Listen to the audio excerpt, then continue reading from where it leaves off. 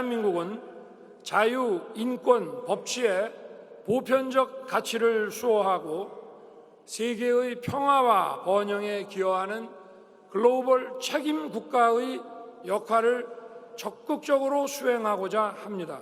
대한민국은 글로벌 중추 국가로서 2030년 부산 세계 박람회를 통해 이러한 인류의 연대에 앞장서겠습니다.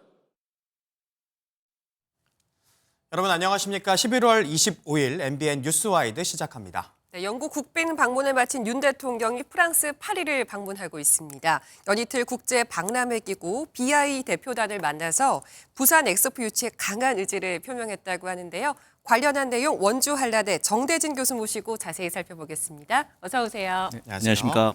네, 엑스포 얘기를 하기 전에요. 영국 국빈 방문 얘기를 먼저 살짝 해볼까 합니다.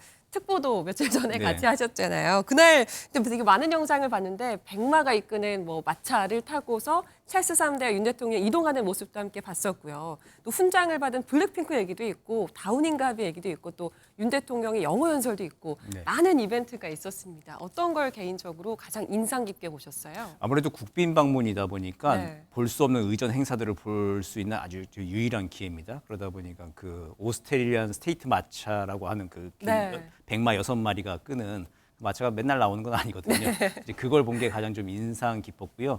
이게 우리나라 대통령은 3번째 국빈 방문을 하는 거라서 그러니까 한영 수교했을 때 120주년, 130주년, 140주년 맞아서 한 거고 다음 10년 뒤에 한 150주년 됐을 때 네. 그때나 좀 볼 수 있는 모습이어가지고 그 국빈 방문 의전 행사가 개인적으로는 네. 가장 좀 기억에 좀 남는 것 같습니다. 네, 이번 국빈 방문 굉장히 만찬도 여러 차례 했잖아요. 어떤 성과가 있고 또 어떤 의미가 있다고 평가를 하시는지도 이게 궁금해요. 영국이라고 하는 선진국이 네. 우리나라를 대하는 자세를 좀 새롭게 본 데서 좀 남는 것이 좀 있다고 생각이 됩니다. 그 뭐냐면 찰스 국왕이 윤 대통령 가기 전에 뉴몰든 한인타운을 먼저 방문을 해가지고 거기서 이제 김치 선물도 좀 받고 한국 문화에 대해서 먼저 좀 학습을 좀 하고 그러니까 그 주인으로서 손님이 올 때 미리 그렇게 한 일주일 전 이상 시간을 좀 가지고 공부하고 만든다는 것. 네. 그거는 좀 쉬운 일은 아니잖아요. 그렇죠. 이제 이거를 그 영국의 국왕이 우리 대통령을 맞을 때 했다는 거는 우리 국격이 그만큼 높아졌다. 이거는 부인할 수 없는 사실인 것 같습니다. 네. 네. 블랙핑크도 저는 굉장히 눈길이 가던데 훈장을 직접 찰스 3세로부터 그렇죠. 받았잖아요. 이 훈장이 영국의 국민 가수라고 할 수 있는 비틀즈가 받았던 그렇죠. 그 훈장이라면서요. 예, 그래서 그것도 굉장히 좀 의미가 좀 있죠. 그 비틀즈 같은 경우는 그 당대에서도 굉장히 좀 팝의 황제였고, 근데 네. 그만큼 반열에 이제 영국에서 네. 그러니까 또 팝의 전통 팝의 이제 그 종주국이라고 할 수 있는 그 영국에서도 이제 우리나라 대중 가수를 그 정도 반열로 생각을 한다라고 우리가 추정해봤을 때는 그만큼 또 역시 국격이 올라간 거다라고 이제 우리 볼 수 있겠죠. 네. 네. 그리고 영국 국빈 방문을 마친 윤석열 대통령이 이어서 프랑스 파리로 넘어갔습니다. 부산 세계 엑스포의 운명이 이제 사흘 뒤에 결정될 예정인데요. 엑스포는 현재 이제 세 개국이 경합을 하고 있고 대한민국 부산하고 이탈리아의 로마 그리고 사우디아라비아의 리야드가 3파전을 벌이고 있습니다.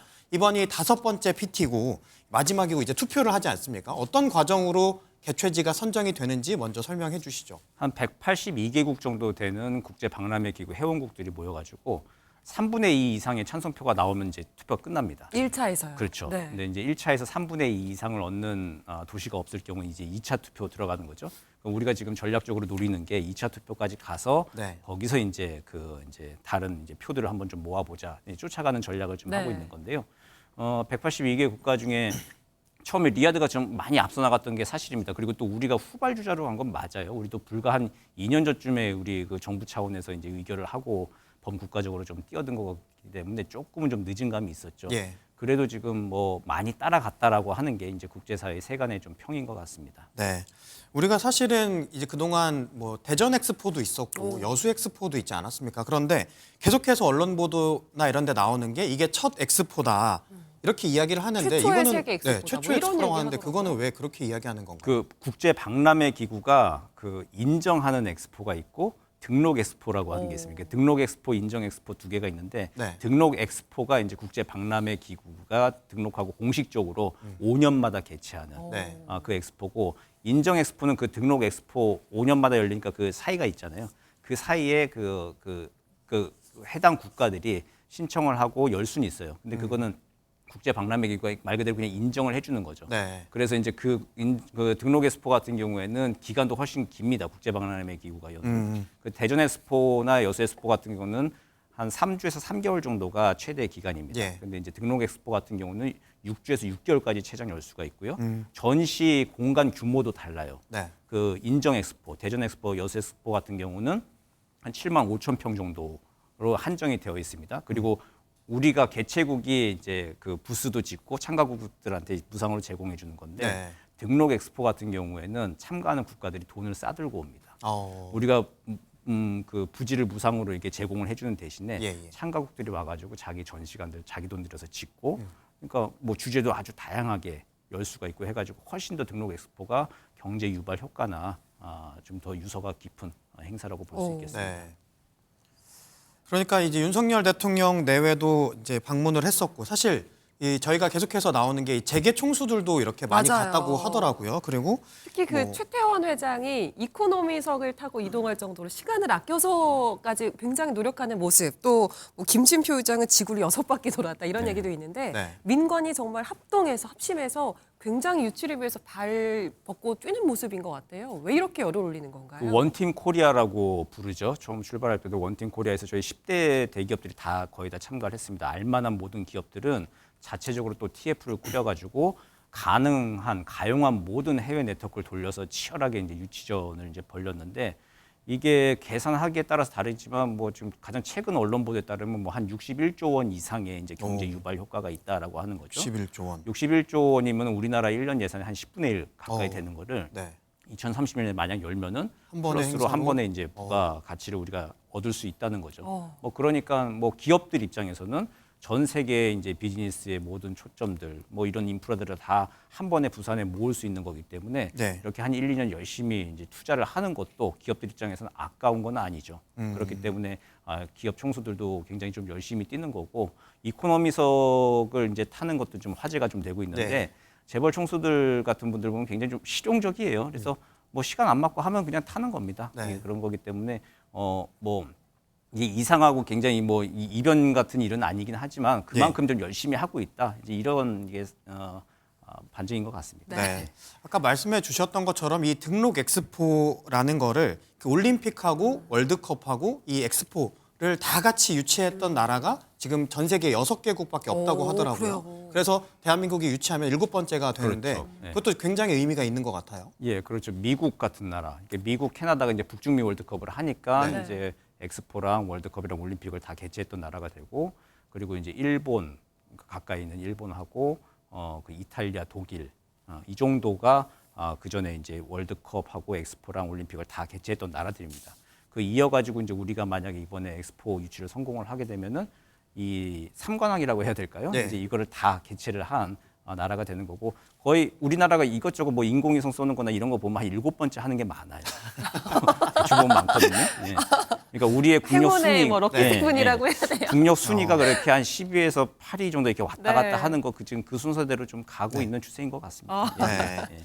그러면 사실은 이제 궁금한 게 어쨌든 우리 내부의 평가 아까도 말씀을 살짝 해주긴 하셨지만 우리가 늦게 시작했고 따라가는 분위기였다라고 하는데 지금까지는 그러면 분위기가 어떤지 좀 어떤 얘기들이 나오고 있나요? 지금 리야드가 사우디아라비아가 좀 굉장히 좀 앞서 나가긴 네. 했죠. 먼저 네. 오랫동안 했었고 그리고 또 빈살만 왕세자가 자기의 정치적 명운을 걸고 지금 각종 국제대회를 다 유치를 하고 있습니다. 뭐 아시안컵, 월드컵 뭐 해가지고 30년대까지 중요한 국제 행사들을 다 큰 것들을 거의 다 유치를 했는데 예. 거기에 이제 한 점을 더 찍으려고 지금 엑스포 유치 전에 사우디아라비아가 이제 뛰어들고 있는 것이죠. 예. 그러다 보니까 사우디아라비아가 좀 상당히 좀 많이 앞서 나갔던 것 같아요. 그 이탈리아 로마도 뛰어들었지만 이게 약간 좀 이렇게 좀 뒤로 좀 빠지는 거고 현재 부산과 리야드가 이제 양강을 좀 이루고 있는 건데 네. 많이 쫓아간 거죠. 그러니까 이게 우리가 앞서 나갔다라고 지금 얘기하는 사람들은 없어요. 네. 없고 이렇게 많이 쫓아가고 있다라고 하는 건데, 근데 유치전이라고 하는 건 그렇잖아요. 늘 쫓아가는 느낌으로 이제 하는 것이지, 우리 다 됐어, 앞서가고 있어라고 해가지고는 안 되는 것이죠. 네. 이제 이런 거기 때문에 지금 열심히 마지막 지금 며칠 남은 것도 네.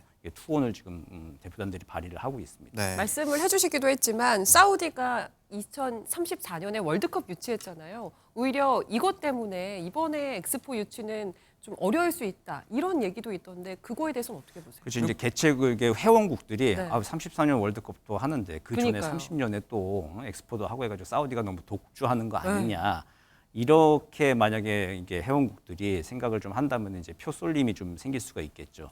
근데 아마 1차 투표 때는 사우디가 1위를 할 것 같아요. 그동안에 다져놓은 것들 그리고 공개적으로 사우디를 이제 그 지지 의사를 표명한 국가들 숫자를 봤을 때는 사우디가 1차에서는 좀 1위를 할 것 같은데 그 3분의 2선을 저지하는 게 저희들의 이제 1차 전략입니다. 네. 그러고 나서 이제 말씀하신 대로 사우디가 너무 독식하는 거 아니야. 뭐 로마의 표를 던졌던 나라들이 그 표를 가져와야겠네요. 그렇죠. 그 표를 가져와야 이제 2차 투표에서 이제 좀 승산이 있는 것이겠죠. 네.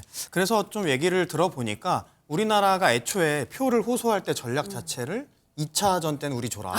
1차 때는 뭐 사우디 줘도 상관없는데 2차 때는 우리 줘라. 이런 전략을 우리나라가 구사하기도 했다고 하더라고요. 그렇죠. 이게 투표를 어떻게 하는 거냐면은 그 파리에서 하지 않습니까? 그래서 각국의 주 프랑스 대사나 OECD 대사나 유네스코 대사 중에 한 명이 이제 정부를 대표해서 들어가게 돼 있어요. 근데 그 사람은 자기 개인 뭐 취향대로 투표하는 게 아니라 정부의 지침을 받아서 이제 하는 거잖아요. 네. 그러다 보니까 이제 미리 이제 그 유치전에 뛰어든 사우디가 각국의 정상들과 나눈 약속들이 있고 그리고 그 와중에서 이제 사우디와의 뭐 알게 모르게 경제 협력 관계나 여러 가지 이제 약속들을 하지 않았겠습니까?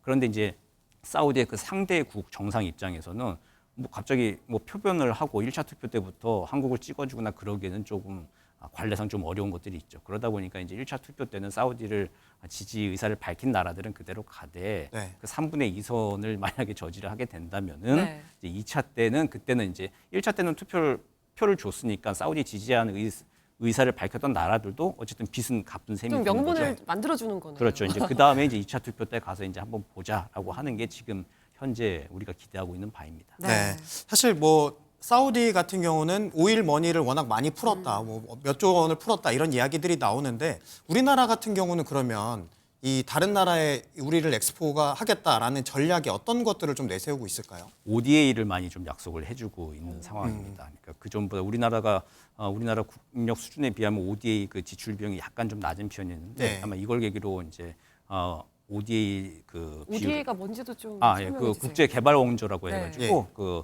개발 도상국에 있는 나라들한테 우리가 거기에 이제 유상으로 무상으로 투자를 좀 하는 거죠. 가서 인프라 제공도 하고 학교도 지어주고 병원도 지어주고 철도도 깔아주고 도로도 깔고 하면서 그 나라들이 이제 그 개발을 할 수 있도록 우리가 협력을 해주는 국제 개발 협력인데 그 자금을 이제 우리나라가 조금 더 많이 확보를 해서 예산을 좀 약속을 좀 많이 한 것으로 좀 알려져 있습니다. 네. 그리고 이번에 어떤 재벌 총수께서 이번 그 유치전 중에 하신 얘기인데 결과가 어떻든 간에 우린 약속을 지키겠다. 그 얘기를 이제 재벌 총수 중에 한 분이 하신 걸로 제가 기억을 해요. 예. 그러니까 이제 그렇게 약속을 지키는 나라가 되면 이번에 설사 혹시 우리가 엑스포 유치를 못한다 하더라도 그 약속을 지키는 모습에서 이제 글로벌 리더로 한 단계 더 도약할 수 있는 계기가 되는 거기 때문에 예. 이번 유치전 절대 미치는 장사는 아닌 것 같습니다. 예. 그 윤석열 대통령께서 지난 4차 PT 때 또 이런 이야기를 하셨더라고요. 그 70년 전에 황폐화됐던 이 대한민국이 이제는 받은 걸 보답하겠다. 대한민국이 역사상 가장 완벽한 엑스포를 만들겠다. 또 이렇게 이야기를 하셨다고 하는데 모쪼록 이번 5차 PT 이제 사흘 뒤에 열리는데요. 프랑스 파리에서 좋은 소식이 전해졌으면 하는 바람이고요. 이 정부 기업 관계자 그리고 행사 관계자분들 정말 고생 많으셨고 저희 MBN도 이 화면 옆에 보면 나가고 있는데요. 맞아요. 모쪼록 저희도 이제 28일에 생중계로 전해드릴 텐데 MBN도 그때 함께 해주시면 고맙겠습니다. 아니 같이 PT 마지막 PT 같이 하시는 줄 알았습니다. 네, 그나저나 이렇게 윤 대통령이 해외 순방을 하는 와중에요. 북한이 정찰 위성을 쏘아 올리는 등 긴장을 고조시키고 있습니다. 이 문제도 짚어볼 텐데요. 먼저 영상 보고 오겠습니다. 정찰 위성 만리경 1호를 신형 위성 운반 로켓 천리마 1형에 탑재하여 성공적으로 발사했습니다. 경의하는 김정은 동지께서 현지에서 정찰 위성 발사를 참관하셨습니다.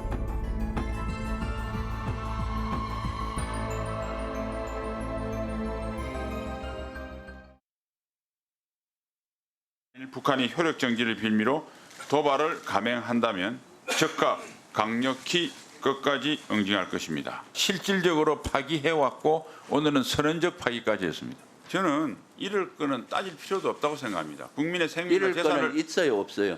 저는 없다고 생각합니다. 이럴 것이 없다? 그 말이 되는 소리냐고. 평화가 깨지면은 한국 경제는 어디로 가요? 무슨 생각이 있습니까, 국방장관은? 군사합의가 깨지면 바로 평화가 깨진다고 하는 말씀은 논리 비약이라는 생각을 제가 하고요. 북한이 지난 22일 밤에 정찰 위성을 발사한 데 이어서 이 위성을 통해서 한반도 일대를 사진을 촬영했다. 이거를 또 김정은 위원장이 확인했다. 이렇게 주장하고 있습니다. 근데 사실 지난 8월에 위성 발사가 실패했잖아요. 3개월 만에 이게 가능한 건가요? 성공할 수 있는 게? 유례가 선례가 없는 얘기이긴 그렇죠. 하죠. 예, 이게 그러니까 러시아의 기술 협조가 있었다라고 추정할 수밖에 없는 건데 네. 이게 뭐 발사체를 바꾸거나 로켓을 바꾸거나 하면 그 설비를 바꾸는 건 뭐 물리적으로 불가능합니다. 네. 그런데 이제 그 5월과 8월에 실패를 했을 때 2단 로켓과 3단 로켓에 이제 문제가 있었잖아요. 거기에 기술적 결함이 뭐가 있는지를 자체적으로 판단하고 검증하기엔 시간이 걸렸을 텐데 경험이 많은 이제 러시아의 이제 우주과학 기술자들이나 엔지니어들의 만약 도움을 받았다라고 한다면은 그 결함을 조금 더 빠른 시간 안에 오류를 수정하고 이번에 발사를 성공할 수 있었다. 네. 이렇게 추정을 해볼 수는 있겠죠. 네, 저희가 지난 8월이었잖아요. 수도권 지역에 뭐 미사일 뭐 주의한다 이렇게 맞아요. 해서 그 뭐 문자 왔었죠. 아침에 방송이 네. 울리고 막 그랬었는데 사실은 뭐 그거에 비하면 시간도 굉장히 빠르게 어떻게 발사를 한 거고 일단 이걸 성공으로 봐야 하는지 먼저 여쭤보겠고 이제 두 번째는 그 리설주하고 김주애가 또 모습을 같이 드러냈단 말이죠. 이거는 또 어떤 의미가 담겨 있을지도 좀 궁금하거든요. 예, 뭐 성공 여부 말씀을 드린다면은 이게 약간 조금 뭐 중의적 표현인데 실패라고 볼 근거는 없다. 아. 이렇게 좀 말씀을 좀 드려야 될 네. 것 같아요. 뭐 성공했다라고 이렇게 추켜 세워줄 필요는 없을 것 같은데 예. 또 실패라고 이렇게 뭐 애써 깎아내릴 필요도 없이 있는 그대로 봐야 된다면 어쨌든 이번에 성공을 하고 궤도에 안착을 한 것 같습니다. 근데 성공이라고 한다면은 이 군사정찰 위성이 유의미한 정보를 아주 주기적으로 지속적으로 평양에 송신을 해줘야 됩니다. 네. 근데 이게 한 기 가지고는 사실 좀 어렵거든요. 적어도 한 대여섯 기 정도가 있어야 원하는 시각에 원하는 곳을 계속 이제 그 정찰을 할 수 있는 그 시스템을 갖췄다고 볼 건데 한 기 가지고 과연 이거를 성공했다라고 네. 평가하기에는 조금은 이른 감은 있습니다. 네. 그렇지만 분명 첫 발을 뗀 건 맞다. 그런 의미에서는 이제 실패하진 않았다라고 이제 봐야 될 거고 여기에 이제 또 리설주와 이제 김주애가 등장한 거 이거는 그거예요. 그 북한에서 이제 별도 혈통의 가업인 거죠. 이게 넓게 보면 이게 정찰위성이라고 하는 것도 핵 미사일 무력을 한층 더 강화하는 거죠. 핵 미사일 무력이라고 하는 것은 이 백두 혈통 패밀리를 지키는 핵 보검입니다. 네. 이걸 지키는 가업에 있어서 뭐 가장 중요한 최고 지도자의 아내와 그리고 다음 세대가 같이 등장해서 이걸 뭐 치하하고 축하하고 하면서 확인하는 것. 이거는 이제 북한식 상징 정치에서 굉장히 좀 중요한 이벤트 의미를 가집니다. 네. 그런데 이름을 부를 때 그 김주애 딸 이름을 리설주 여사보다 먼저 언급했다 이런 얘기도 있었고요.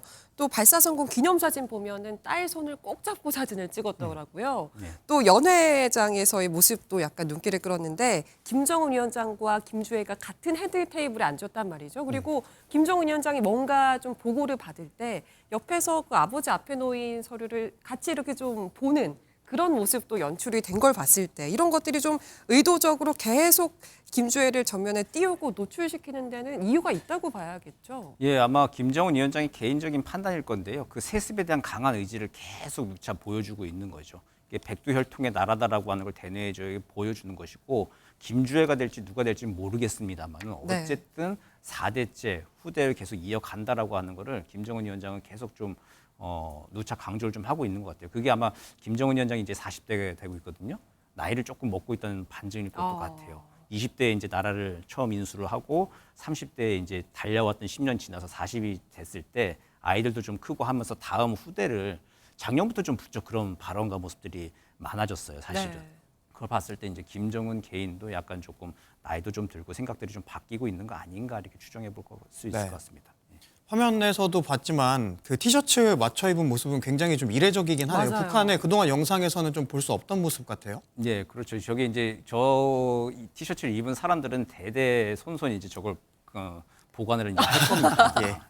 저렇게 입고 나올 수 있는 거, 저걸 입었던 것 자체가 특권이고요. 아마도 저기 참가했던 과학기술자들은 굉장히 이제 그 북한에서는 상상할 수 없는 이제 금전적인 뭐 여러 지위의 혜택들 여러 가지를 아마 받게 될 거고요. 과학기술자거리 뭐 집도 받는 사람들이 있을 거고 공적에 따라서 네. 저런 티셔츠를 입은 사람들은 앞으로 저 북한에서도 이제 굉장한 좀 특권층 역할을 아마 하게 될 겁니다. 네. 네, 북한의 정찰 위성 발사에 대해서 우리 정부에서는 9.19 군사합의 중 일부 효력 정지를 선언을 했습니다. 신원식 국방부 장관이 이런 얘기를 했더라고요. 효력 정지에 관해서 1조 원의 이익이 있다면 그로 인해 초래된 손실은 1원이다. 이렇게 평가를 했는데 이 부분 어떻게 들으셨어요? 저는 조금 의문인 거는 네. 이게 그 정찰위성 발사한 거랑 네. 남북 군사합의선 사실 좀 평면과 범주가 조금 다른 문제인 것 같아요. 근데 우리가 마땅히 이제 그 정찰위성 발사한 거에 대해서 바로 비례적으로 대응할 수 있을 만한 것들이 없으니 어쨌든 공중 자산의 활동을 좀 푸는 9.19 남북 군사합의 1조 3항의 효력 정지를 통해 가지고 그동안 잠깐 잠궈놨던 공중 정찰 자산의 군사분계선 일대 그 활동을 이제 재개를 좀 한 건데 네. 이걸 좀 비례적이라고 정부는 판단해서 이제 한 것 같아요. 근데 이게 북한이 정말 뼈 아플까 이제 그거는 좀 잘 모르겠어요. 2018년도 이전에 이미 했던 것이고 예. 그리고 뭐 이게 뭐 9.19 남북군 사합의에 따라서 공중정찰 자산이 활동을 못하더라도 사실은 우리는 미국과 나누고 있는 그 위성 정찰 자산들하고 고고도 유인 무인 정찰 자산들에서 멀리서 좀 바라보고 있었거든요. 네. 예. 그렇기 때문에 만약 그 가까이서 보면 또 뭐 이득은 더 있겠죠. 훨씬 더 우리가 더 빠르게 정보 수집을 할 수 있겠지만은 이거를 뭐 1조 원과 1원 이렇게 비교하는 게 뭐 아마 국회에서 뭐 정치적인 발언 속에서 나온 맥락일 텐데 이게 정확하게 지금 어떤 효과를 가져올지는 좀 더 두고 봐야 될 문제일 겁니다. 네. 북한의 반응에 따라서. 그리고 북한은 말씀해 주신 것처럼 사실은 뭐 기다렸다는 듯이 탄도미사일을 또 쏘려고 시도를 했었고 또 9.19 군사합의 파기까지 선언하지 않았습니까? 그러면 이게 앞으로 이 남북 관계를 두고는 또 어떻게 진행이 될 건지 또 그게 또 궁금하거든요. 이게 강대강 국면으로 당분간 갈 수밖에 없는 것이죠. 그런데 이제 그렇다고 해서 그 군사분계선 일대에서 우리 정찰 자산이 움직이고 있는 거를 격추 위협은 할 수 있겠는데 실제 네. 격추를 시도한다? 그런 건 북한이 지금 못할 거예요. 왜냐하면 우리 군이 지금 최고도의 전비 태세를 지금 긴장감을 가지고 있는 거죠. 사관 생도들까지 지금 전투복을 입고 있는 상황들이거든요. 예. 그런 상황이기 때문에 이럴 때 잘못 건드리면 또 역풍을 맞는다는 거 북한 알고 있습니다. 그렇기 때문에 이제 무슨 눈에 보일 만한 군사적 도발 행동들은 하진 않을 건데 수위를 넘지 않는 선에서 우리를 좀 끊임없이 괴롭히는 거는 이제 겨울 동안에 아마 좀 몇 번 좀 보게 될 것 같습니다. 네. 오늘 말씀은 여기까지 듣도록 하겠습니다. 함께해 주셔서 고맙습니다.